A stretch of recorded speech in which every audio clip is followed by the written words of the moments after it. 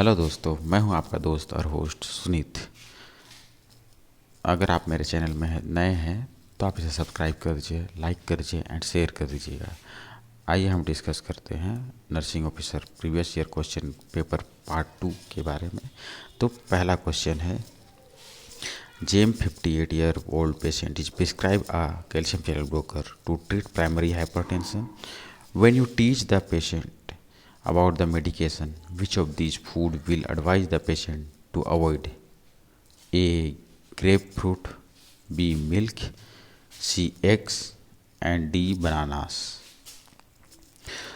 तो इसका मतलब ये है कि अगर 50 ईयर ओल्ड जो पेशेंट है उसको कैल्शियम चैनल ब्लॉकर एडवाइस किया गया है हाइपरटेंशन ट्रीटमेंट के लिए, तो आप जो मेडिकेशन समझाएंगे तो कौन सा फूड है उसे अवॉइड करने बोलेंगे। पहला है तो मैं इसके बारे में बताता हूँ। जैसे ग्रेप फ्रूट है, ग्रेप फ्रूट जो है ये जो मेटाबोलाइज होता है तो मेटाबॉलिज्म को रोक देता है। ये जूस पीने से जो हमारा जो ड्रग है वो स्मॉल इंटेस्टाइन में जाके मेटाबोलाइज्ड होता है, जिससे ये ग्रेप फ्रूट है रोक देता है। जिससे क्या होता है कि मेटाबोलाइज कम हो जाता है, तो जो ड्रग है वो जो मेटाबोलाइज होने के बदले सीधे वो ब्लड में चला जाता है। जिससे क्या होता है, ब्लड में वो ज़्यादा देर तक रुकता है, जिससे हमारे बॉडी को इफ़ेक्ट करता है।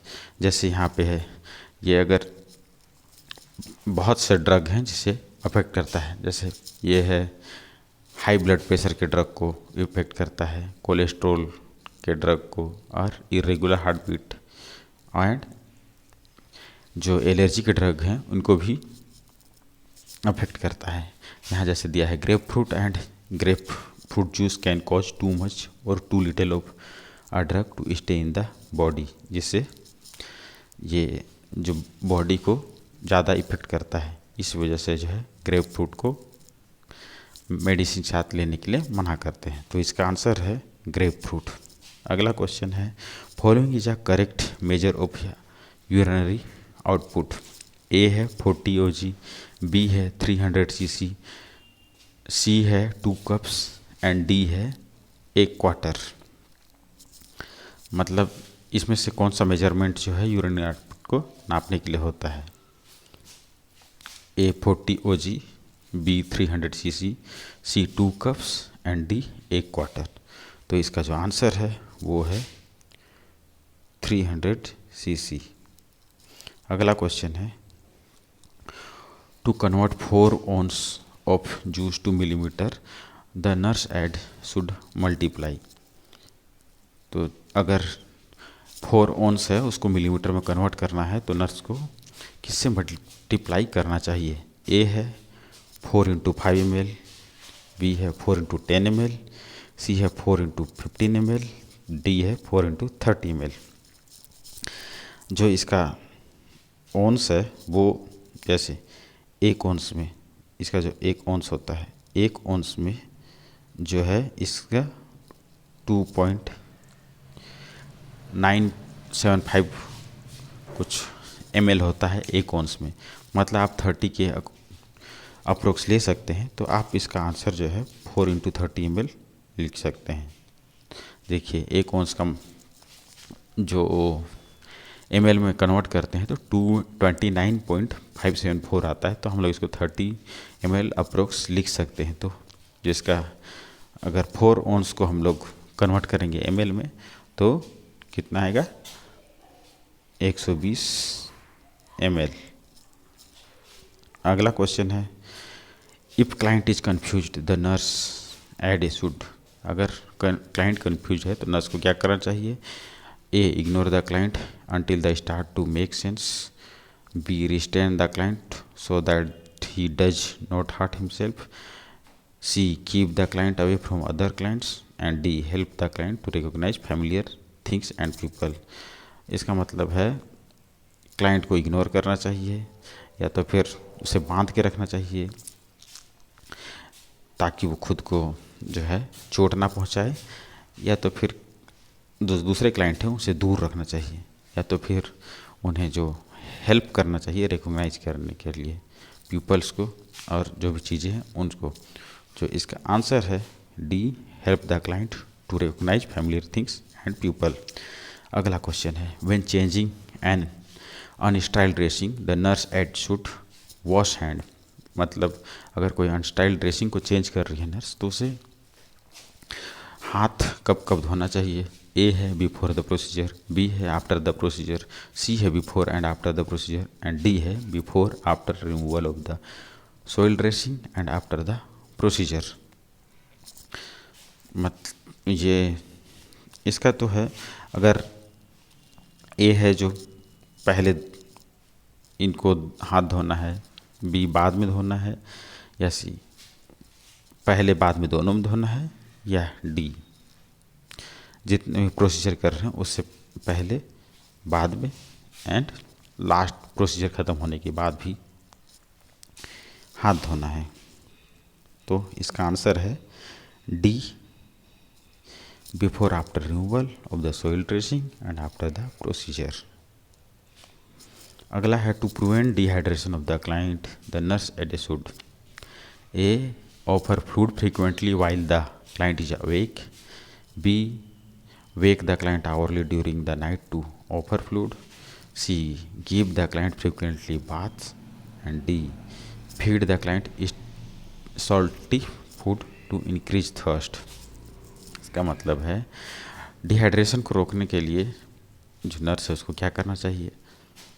ए जब पेशेंट जगता है तो उसे फ्लूइड ऑफर करना चाहिए, जब भी जगता है तो, या बी है उसे ज़बरदस्ती रात में जगा लेना है एंड उसको फ्लूइड देना है, या तो उन्हें नहलाना है एंड तीसरा है उसे सॉल्टी फूड देना है ताकि उसमें प्यास लगे।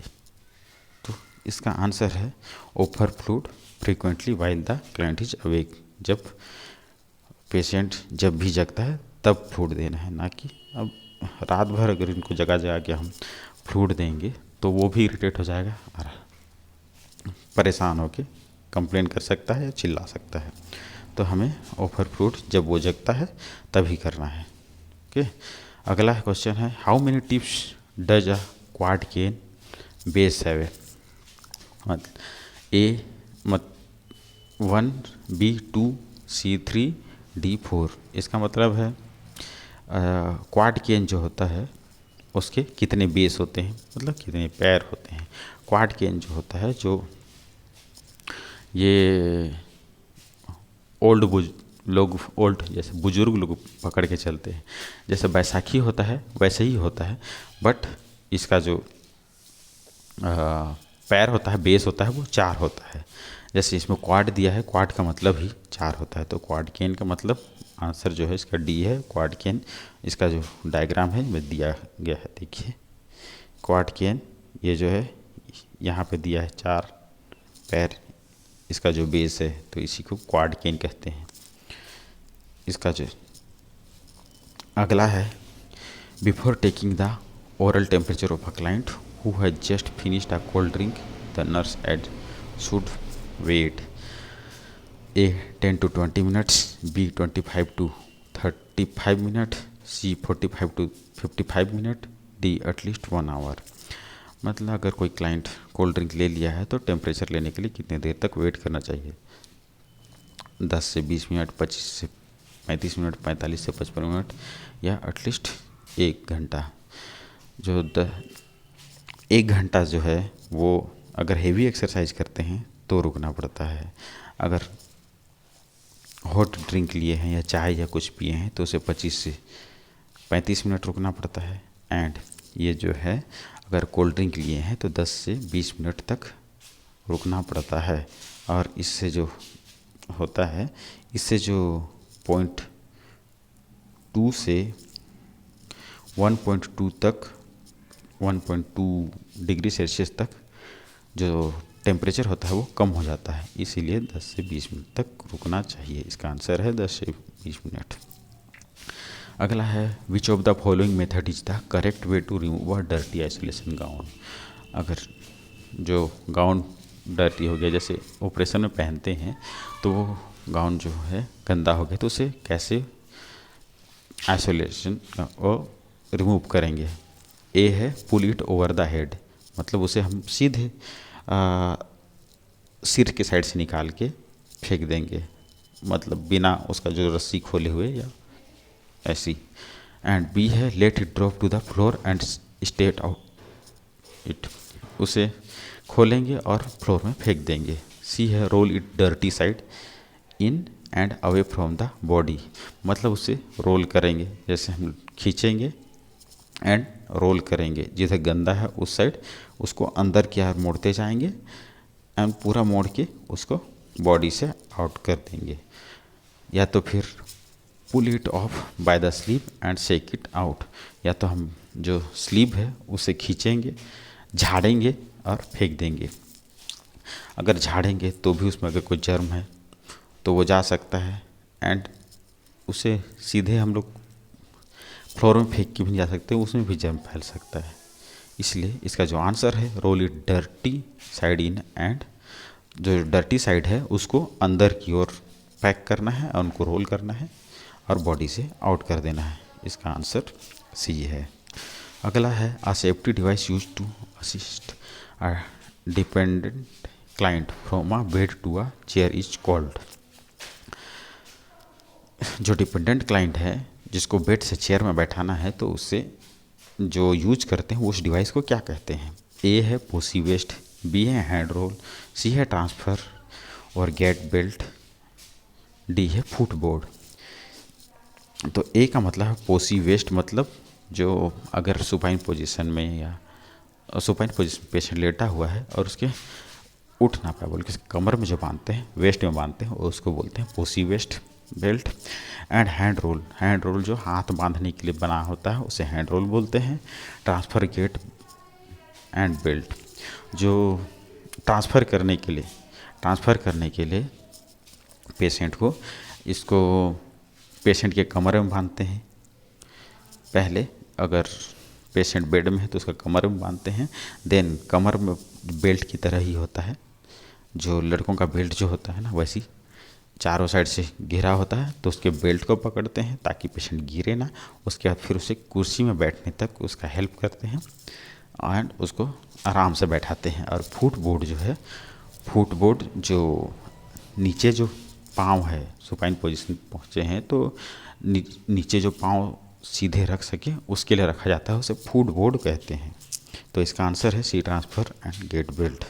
अगला है the system of body which help for the removal of waste matter from body, मतलब वेस्ट मटेरियल को जो आउट करने के लिए जो सिस्टम होता है उसे क्या कहते हैं। पहला डाइजेस्टिव सिस्टम, दूसरा एंडोक्राइन सिस्टम, तीसरा respiratory system and D excretory system.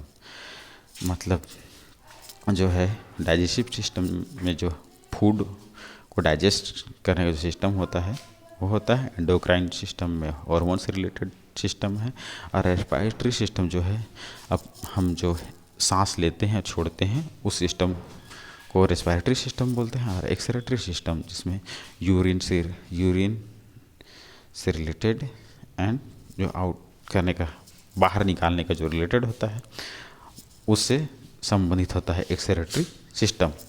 तो इसका जो आंसर है वो है एक्सक्रीटरी सिस्टम,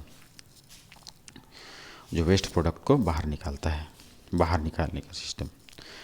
अगला है the following organs are situated in the abdomen cavity except. Except लिखा है, इसका मतलब है, एक्सेप्ट जो लिखा है इसका मतलब है इनमें से कौन सा जो है एब्डोमेनल कैविटी में स्थित नहीं है। तो जो ओएसोफागस जो है, ये ओएसोफागस ये जो होता है डाइजेस्टिव सिस्टम से रिलेटेड होता है। ये गले के पास से जो होता है फूड को नीचे लेके आता है। तो इसमें जो आंसर है इसका बी है, क्योंकि स्टमक, लिवर और स्प्लीन वो स्टमक कैविटी में होता है। तो इसका आंसर है बी ओएसोफागस। अगला है is the permanent method of sterilisation, मतलब जो ब्लैंक है वहाँ पे लिखना है कौन सा परमानेंट मेथड है स्टरलाइजेशन के। ए है एमटीपी, बी है डायफ्राम, सी है ट्यूबेक्टोमी एंड डी है D and C.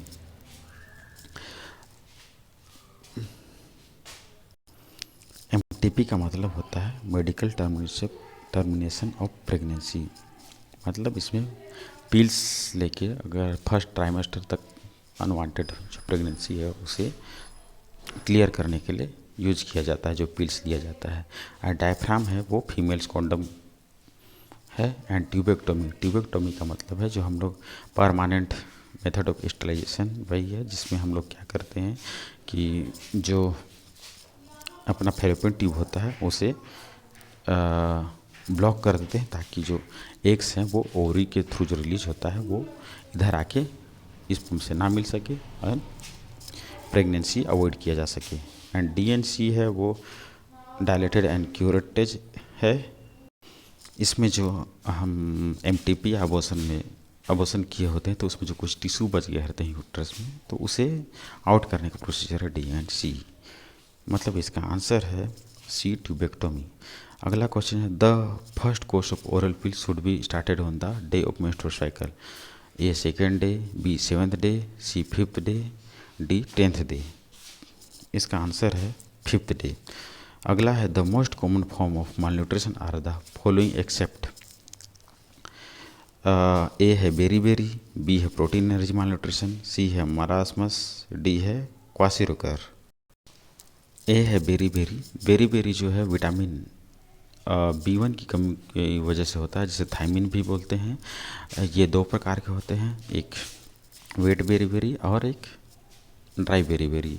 Wait berry की वजह से हार्ट इफेक्ट होता है, सर्कुलेटरी सिस्टम इफेक्ट होता है और हार्ट फेलियर भी हो सकता है। एंड ड्राई बेरी की वजह से मसल्स वीक हो जाते हैं। इसमें जो है पैरालिसिस के भी चांसेस हो सकते हैं। अगर ये ट्रीट नहीं हुआ तो फिर ये लाइफ थ्रेटनिंग भी हो सकता है। दूसरा है प्रोटीन एनर्जी माल न्यूट्रिशन। ये प्रोटीन एनर्जी माल न्यूट्रिशन जो है वो प्रोटीन और कैलोरी की कमी से होता है। इसके दो पार्ट है, मरासमस एंड क्वासिरकर। पहला है मरासमस जो है वो प्रोटीन की डिफिशिएंसी से होता है, और क्वासिकर जो है प्रोटीन डिफिशिएंसी से होता है, और मरासमस जो है कैलोरी डिफिशिएंसी से होता है। तो इसका जो आंसर है वो बेरी रोग है। अगला है the following are the contents of ORS except. मतलब ORS में इसमें से कौन सा नहीं पाया जाता है? Sodium chloride, sugar, potassium chloride, calcium carbonate. तो इसमें सोडियम, शुगर और पोटेशियम क्लोराइड ORS में पाया जाता है। तो इसका आंसर है D, calcium carbonate. The first case of COVID positive case in India reported in A Kerala, B Tamil Nadu, C Gujarat, D Maharashtra. तो जो फर्स्ट केस है वो पॉजिटिव केस वो सबसे पहले कहाँ पाया गया? तो सबसे ज़्यादा पढ़े लिखे कहाँ हैं? केरला में। और केरला वाले कहाँ कहीं ना कहीं बाहर जाते रहते हैं पढ़ने के लिए या तो फिर जॉब के लिए। तो फिर आप समझ सकते हैं कहाँ आया होगा। तो इसका आंसर है Kerala A. Which among the following is an example of an isotonic intravenous solution. इनमें से आइसोटोनिक जो सॉल्यूशन है वो कौन सा है? ए डेक्सट्रोज नॉर्मल स्लाइन मतलब DNS, B 10% dextrose, C 0.45 sodium chloride, D Ringer lactate. तो इसका जो आंसर है वो है डी, रिंगर लैक्टेट। एंड जो सोडियम क्लोराइड है मतलब NS है जो 0.9% का होता है, ये जो आइसोटोनिक में आता है। एंड जो हाइपरटोनिक में आता है वो डेक्सट्रोज आता है, या तो वो D5 भी होता है, D10 भी होता है। एंड जो हाइपोटोनिक में आता है वो 0.45 सोडियम क्लोराइड भी आता है, जो हाफ NS बोलते हैं वो आता है। इसका आंसर है डी, रिंगर लैक्टेट। अगला है WHO declare the 2019 novel corona virus outbreak as a public health emergency of international concern on January 30, 2020, B January 13, 2020, C January 23, 2020 and D January 27, 2020। तो इसका जो आंसर है वो है जनवरी 30, 2020। अगला है first death due to COVID was reported in which district in Kerala. Kerala की कौन से डिस्ट्रिक्ट में जो है पहला कोविड डेथ हुआ था? ए है कासारगोड, बी इरनाकुलम, सी त्रिवंद्रुम और डी मालापुरम। तो इसका जो आंसर है वो बी है इरनाकुलम। इसमें जो एक 69 ईयर ओल्ड का जो मेल पेशेंट है वो 28 मार्च 2020 को सुबह 8 बजे उनका डेथ हो गया था। अगला है which of the following cells of the body are in almost constant mitosis? A nerve cell, B stomach cell, C muscle cell, D renal cell. Nerve cells जो है वो जो ब्रेन से हमें सिग्नल जो भेजता है और रिसीव करने में मदद करता है। स्टमक सेल जो है वो गैस्ट्रिक जूस जो होता है उसे सेक्रेट करता है ताकि हम जो डाइजेशन हो सके। एंड मसल सेल्स जो होता है वो अपने बॉडी के जो पावर होते हैं उनको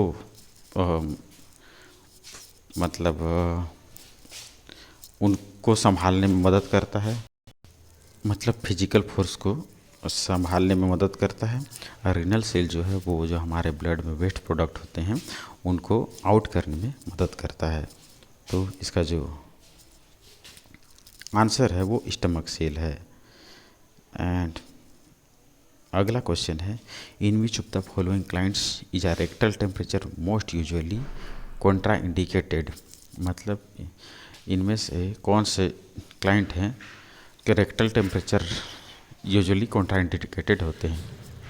ए client who has had a myocardial infection, B client with Parkinson's disease, C client who is prone to seizures and D client with neuropathology associated with diabetes. इसका आंसर है client who has had a myocardial infarction. इसका मतलब ये है कि अगर हम temperature लेने के अगर थर्मामीटर को रेक्टल में रखते हैं तो जो वेगस नर्व होता है वो उत्तेजित हो जाता है। एंड अगर उत्तेजित हो गया तो फिर कार्डियक अरिथमिया होने के चांसेस होते हैं, जिसकी वजह से क्लाइंट को प्रॉब्लम हो सकती है। इसी वजह से क्लाइंट जो मायोकार्डियल इन्फेक्शन है उन्हें टेम्परेचर जो है रेक्टल से नहीं लेना चाहिए। अगला क्वेश्चन है a complete set of chromosome contain all the genetic information of an individual is called A their genome, B their genotype, C their autosome, D their sequence. पहला है देयर जीनोम। देयर जीनोम में genetic information पाया जाता है। And second है their genotype. इसमें genetic material पाया जाता है, जैसे अगर किसी के फादर या मदर का आई कलर जो चेंज होता है वो, या तो हेयर कलर जो होता है वो इससे होता है जीनोटाइप से। एंड देयर ऑटोसोम, इसमें जो जैसे मेल और फीमेल में 23 पेयर ऑफ क्रोमोजोम पाए जाते हैं, उसमें से जो नंबर ऑफ क्रोमोजोम होते हैं वो 22 होते हैं। एंड जो सेक्स क्रोमोजोम होते हैं, जो क्या बोलते हैं, ये मेल या फीमेल को इंडिकेट करते हैं, वो एक पेयर एक्स एंड वाई होते हैं। तो ये ऑटोसोम है। तो इसका जो आंसर है वो है genome.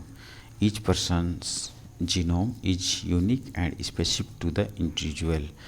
Identical twins are the exception to this having identical genomes.